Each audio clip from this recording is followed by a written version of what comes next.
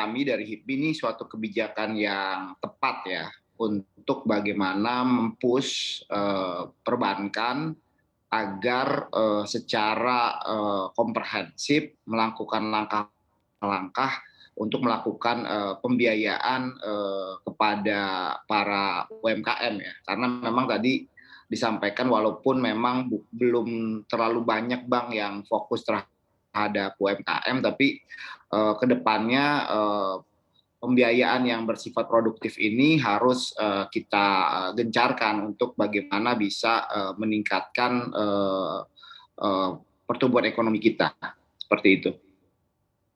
Berarti bisa dikatakan akan bisa meningkatkan efektivitas. Tapi dari kacamata seorang Pak Peter Abdullah melihat ini, kalau kita ketahui kan tidak semua perbankan memiliki segmen UMKM atau mungkin juga berfokus pada UMKM. Utamanya mungkin kalau kita berkaca pada bank-bank swasta yang berasal dari luar negeri atau bank internasional. Seperti apa Anda melihat ini Pak Peter? Ya, saya kira kita semua sepakat ya bahwasanya UMKM itu memiliki peran yang sangat strategis di dalam perekonomian kita ya. Baik kalau kita lihat dari kontribusinya di dalam PDB, pembentukan PDB, ataupun dalam dari sisi penyerapan tenaga kerja ya. Jadi UMKM memang memiliki posisi yang sangat strategis dan oleh karena itu sangat perlu untuk ada upaya-upaya mendorong tumbuh berkembangnya UMKM.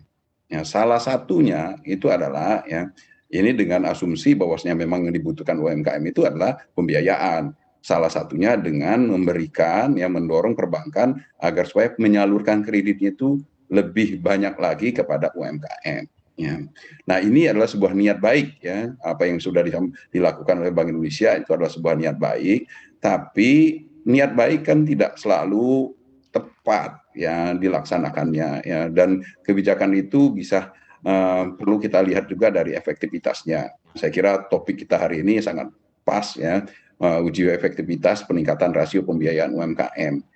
Nah, kenapa saya mempertanyakan hal itu ya, persoalan efektivitas ini? Karena pertama tadi saya sangat sependapat dengan direktur kreditnya Bank Mega yang pertama adalah kondisi bank itu adalah atau strategi bank itu berbeda-beda ya. Bank itu tidak homogen, bank itu heterogen. Strateginya berbeda-beda ya, bisnis intinya berbeda-beda ya.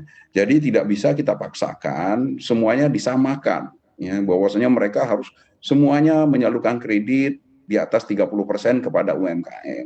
Ada bank-bank yang memang spesialisasinya kepada untuk menyalurkan kredit kepada UMKM. Tapi banyak juga bank-bank yang spesialisasinya bukan ke sana. Sehingga kalau dipaksakan mereka tidak bisa. Ya, sementara bagi yang bank yang memang berspesialisasi menyalurkan kredit kepada UMKM, jangankan 30%, mungkin 60% pun mereka sanggup. Ya, nah, hal-hal yang seperti ini juga dipertimbangkan. Dan yang kedua adalah di dalam penyaluran kredit itu kita harus menimbang dua hal. Ya. Yang satu adalah sisi supply, yang satu sisi demand.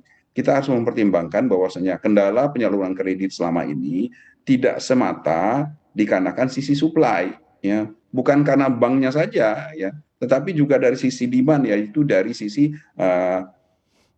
perkembangan atau pertumbuhan dari UMKM kita itu sendiri. Ya.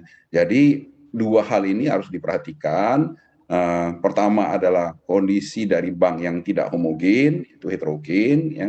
Yang kedua adalah kita tidak bisa mendorong penyaluran kredit setinggi-tingginya kepada UMKM apabila dari sisi demand-nya, dari sisi pengembangan UMKM-nya sendiri tidak cukup dilakukan upaya-upaya yang tepat ya, sehingga ada tumbuh kembangnya UMKM itu bisa mendorong permintaan kredit yang lebih besar.